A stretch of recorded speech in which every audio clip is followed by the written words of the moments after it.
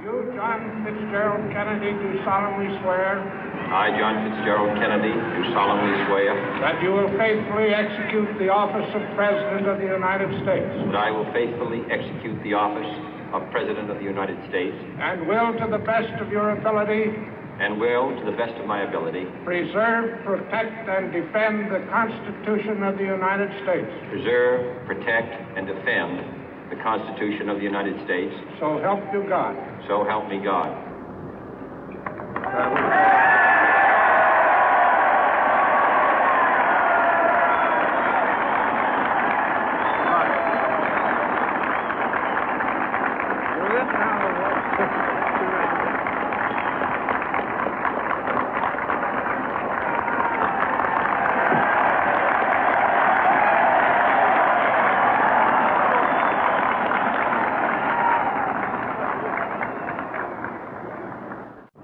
Vice President Johnson, Mr. Speaker, Mr. Chief Justice, President Eisenhower, Vice President Nixon, President Truman, Reverend clergy, fellow citizens.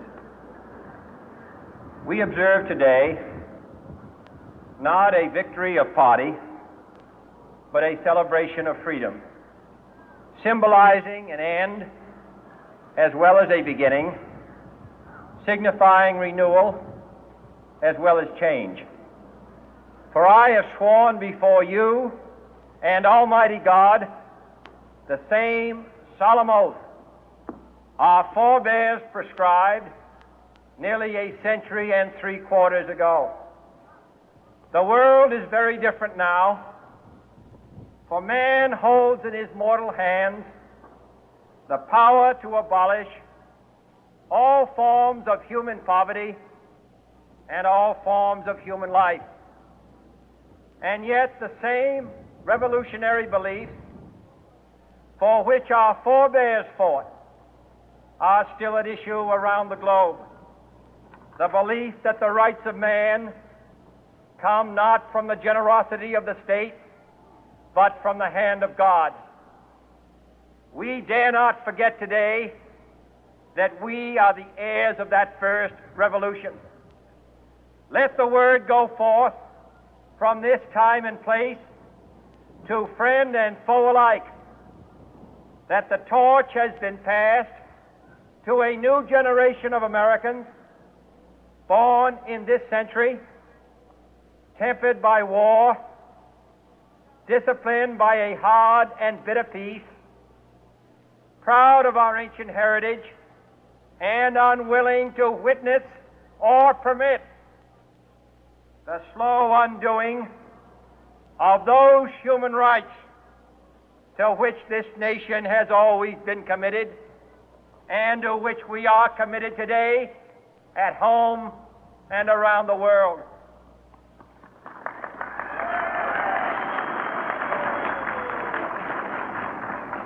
Let every nation know, whether it wishes us well or ill, that we shall pay any price, bear any burden, meet any hardship, support any friend, oppose any foe to assure the survival and the success of liberty.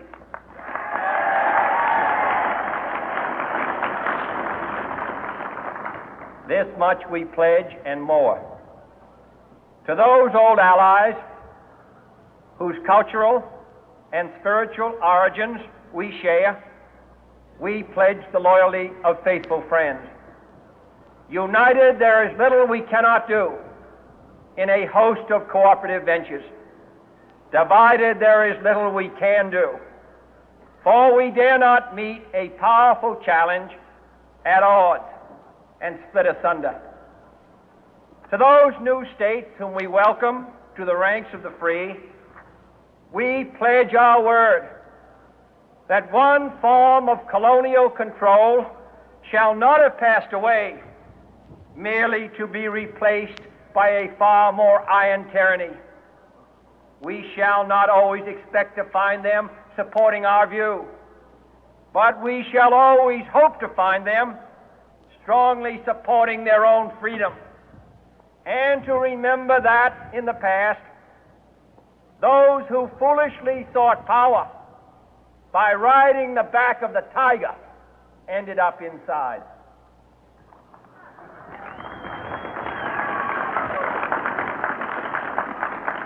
To those people in the huts and villages of half the globe struggling to break the bonds of mass misery, we pledge our best efforts to help them help themselves for whatever period is required, not because the communists may be doing it, not because we seek their votes, but because it is right.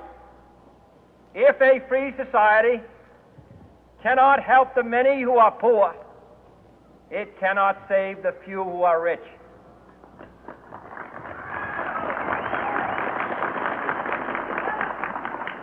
To our sister republics south of our border, we offer a special pledge to convert our good words into good deeds, in a new alliance for progress, to assist free men and free governments in casting off the chains of poverty.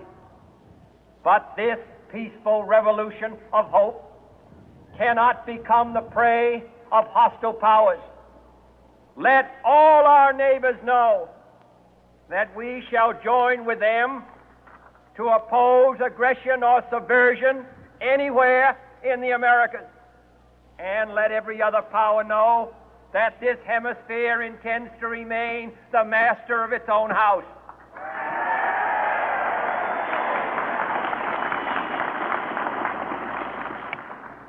To that World Assembly of Sovereign States, the United Nations, our last best hope, in an age where the instruments of war have far outpaced the instruments of peace, we renew our pledge of support to prevent it from becoming merely a forum for invective, to strengthen its shield of the new and the weak, and to enlarge the area in which its writ may run. Finally, to those nations who would make themselves our adversary, we offer not a pledge, but a request that both sides begin anew the quest for peace. Before the dark powers of destruction, unleashed by science, engulf all humanity in planned or accidental self-destruction, we dare not tempt them with weakness, for only when our arms are sufficient beyond doubt can we be certain beyond doubt that they will never be employed. But neither can two great and powerful groups of nations take comfort from our present course, both sides overburdened by the cost of modern weapons, both rightly alarmed by the steady spread of the deadly atom, yet both racing to alter that uncertain balance of terror that stays the hand of mankind's final war. So let us begin anew, remembering on both sides that civility is not a sign of weakness, and sincerity is always subject to proof. Let us never negotiate out of fear, but let us never fear to negotiate.